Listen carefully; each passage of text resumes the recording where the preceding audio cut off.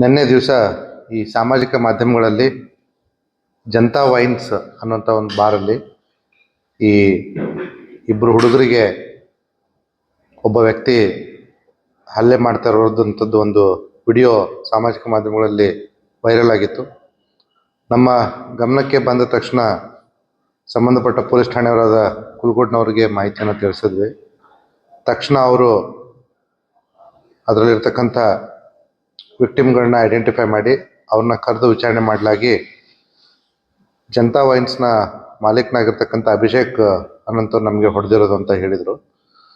ಮತ್ತು ಅವ್ರ ಕಂಪ್ಲೇಂಟಲ್ಲಿ ನಾವು ಅವ್ರ ಹತ್ರ ಲಿಕ್ಕರ್ ಖರೀದಿ ಮಾಡಿದ್ವಿ, ₹5 ಕಮ್ಮಿ ಕೊಟ್ಟಿದ್ವಿ, ಅದಕ್ಕೆ ಹೊಡೆದಿರುವಂಥದ್ದು ಅಂತ ಹೇಳಿ. ಸೊ ಆ ಪ್ರಕಾರವಾಗಿ ನಮ್ಮ ಪೊಲೀಸರು ಒಂದು ಪ್ರಕರಣವನ್ನು ದಾಖಲೆ ಮಾಡಿಕೊಂಡು ತನಿಖೆಗೋಸ್ಕರ ಆರೋಪಿತನನ್ನು ಕರೆತಂದು ವಿಚಾರಣೆ ಮಾಡಲಾಗಿ ಅಲ್ಲಿ ಆಗಿರ್ತಕ್ಕಂಥ ಘಟನೆ ಸ್ವಲ್ಪ ಬೇರೆ ಅನ್ನೋಂಥದ್ದು ನಮ್ಮ ತನಿಖೆಯಲ್ಲಿ ಕಂಡು ಬಂದಿದೆ.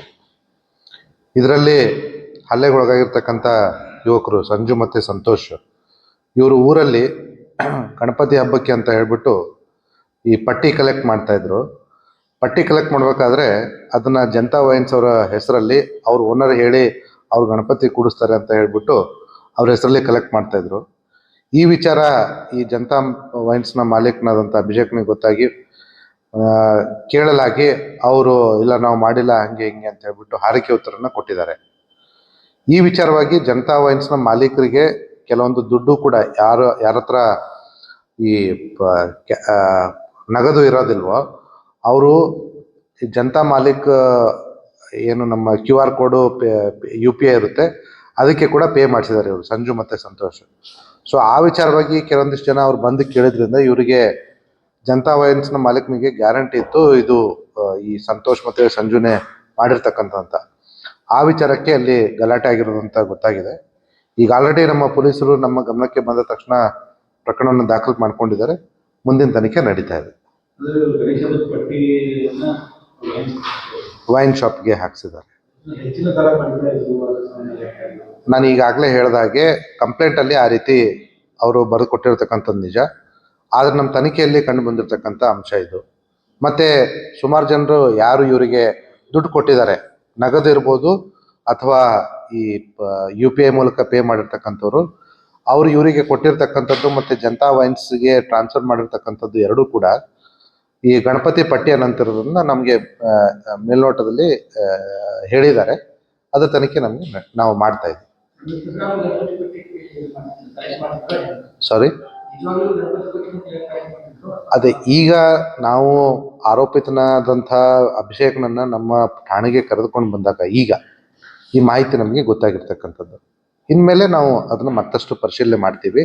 ಇವ್ರು ನಿಜವಾಗ್ಲೂ ಗಣಪತಿ ಕೂಡಿಸ್ಲಿಕ್ಕೆ ತಗೋತಾ ಇದ್ರು ಅಥವಾ ಸುಮ್ಮನೆ ಹೆಸರು ಹೇಳ್ಬಿಟ್ಟು ಮಾಡ್ತಾ ಇದ್ರು ಅಂಥದ್ದು ಒಂದು.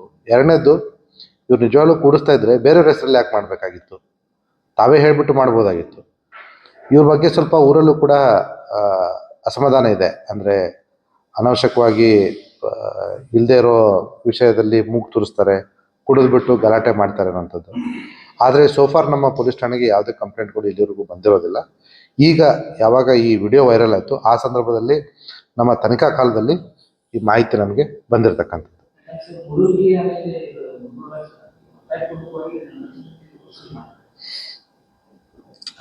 ಗಣಪತಿ ಅಥವಾ ಯಾವುದೇ ಹಬ್ಬ ಇರ್ಬೋದು, ಯಾವುದೂ ಕೂಡ ಒತ್ತಾಯಪೂರ್ವಕವಾಗಿ ಮಾಡತಕ್ಕಂಥ ವಿಚಾರ ಅಲ್ಲ. ಸೊ ಯಾರಾದರೂ ಒತ್ತಾಯಪೂರ್ವಕವಾಗಿ ಜನರ ಹತ್ರ ಹಣ ವಸೂಲಿ ಮಾಡ್ತಾ ಇದ್ದಾರೆ ಅಂತಂದರೆ ಅದನ್ನು ನಮ್ಮ ಗಮನಕ್ಕೆ ತಂದರೆ ನಾವು ಸೂಕ್ತ ಕಾನೂನು ಕ್ರಮ ತಗೊಳ್ತೀವಿ.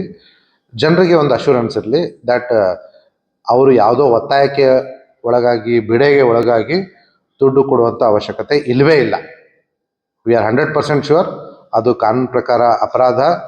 ಮತ್ತು ಈಗ ಯಾವುದೋ ಒಂದು ಹಳ್ಳಿಯಲ್ಲಿ ಮೂಲೆಯಲ್ಲಿ ನಡೀತಾ ಇದ್ರೆ ನಮ್ಮ ಗಮನಕ್ಕೆ ಬಂದಿರೋದಿಲ್ಲ.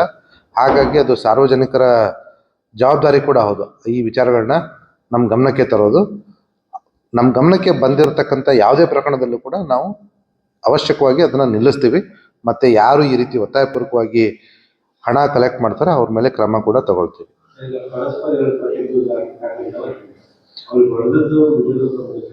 ಹೊಡೆದಿರೋ ದೂರಿನ ವಿಡಿಯೋನ ಆಧಾರದ ಮೇಲೆ ನಾವು ಈಗ ಹಲ್ಲೆಗೊಳಗಾದ ಯುವಕರನ್ನ ಸಂಪರ್ಕಿಸಿ ನಾವೇ ಅವ್ರನ್ನ ಠಾಣೆಗೆ ಕರೆಸಿ ಕಂಪ್ಲೇಂಟ್ ತಗೊಂಡಿರ್ತಕ್ಕಂಥದ್ದು ನಿಜ. ಈಗ ಇವರ ಹೆಸರಲ್ಲಿ ಅವರು ದುಡ್ಡು ಕಲೆಕ್ಟ್ ಮಾಡ್ತಾ ಇದ್ರೆ ಅವರು ಬಂದು ನಮ್ಮ ಪೊಲೀಸ್ ಠಾಣೆಗೆ ಕಂಪ್ಲೇಂಟ್ ಕೊಡಬೇಕಾಗಿತ್ತು. ಅದನ್ನ ಮೀರ್ಬಿಟ್ಟು ಇವರು ಕಾನೂನನ್ನ ಕೈಗೆ ತೆಗೆದುಕೊಂಡು ಒಬ್ಬ ಈ ರೀತಿ ಯುವಕರನ್ನ ಹಲ್ಲೆ ಮಾಡೋದು ಕೂಡ ಕಾನೂನು ಪ್ರಕಾರ ಅಪರಾಧ ಆಗುತ್ತೆ. ಅವರು ಏನೇ ಕಂಪ್ಲೇಂಟ್ ಇದ್ರು ಅದನ್ನ ನಾವು ಕಾನೂನು ಪ್ರಕಾರ ತಗೊಳ್ಳುವಂತ ವಿಚಾರ ಇದ್ರೆ ನಾವು ತಗೊಳ್ತೀವಿ. ಆದ್ರೆ ಸೋಫಾರ್ ಯಾರು ಕೂಡ ಇನ್ನೊಂದು ಕಂಪ್ಲೇಂಟ್ ಕೊಟ್ಟಿರೋದಿಲ್ಲ. ನಾವಿನ್ನೂ ವಿಚಾರಣೆ ಮಾಡ್ತಾ ಇದ್ದೀವಿ. ಇಲ್ಲ, ಸದ್ಯಕ್ಕೆ ನಮ್ಮ ವಶದಲ್ಲಿದ್ದಾರೆ. ಅರೆಸ್ಟ್ ಪ್ರೊಸೀಜರ್ ನಾವಿನ್ನೂ ಮಾಡಿಲ್ಲ.